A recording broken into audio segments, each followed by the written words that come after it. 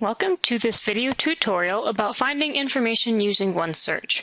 Here we are on the library homepage, library.unr.edu, and OneSearch is this center blue box.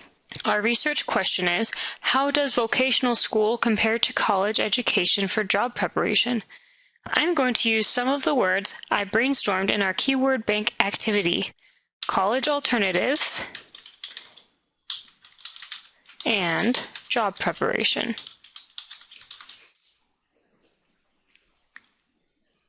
This is the OneSearch results page. There are two main components here that we are going to explore.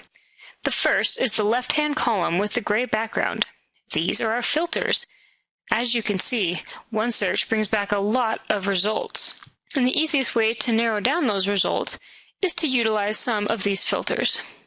First, let's look at the content type filters.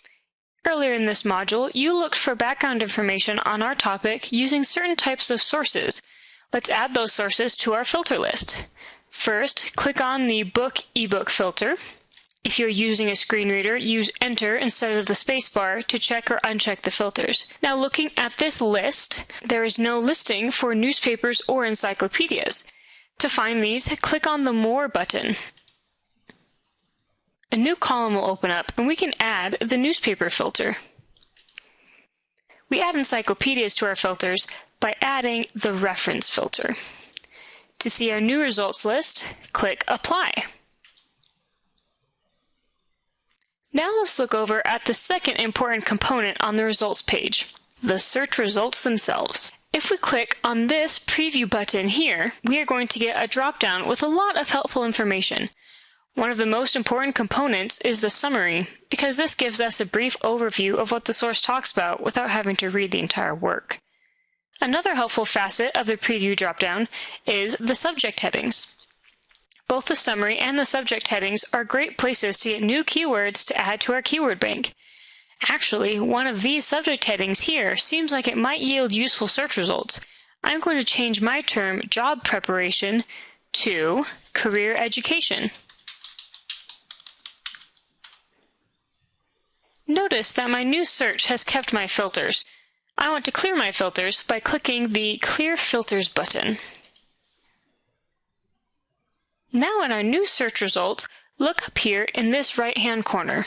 We see three gray icons, all of which will generate citations. This first one will create a citation for you in whatever format you choose. You can then copy and paste that citation. Be careful though, citation generators often make mistakes, so while they're a good point of reference, make sure to check your citations before you turn in your paper or project.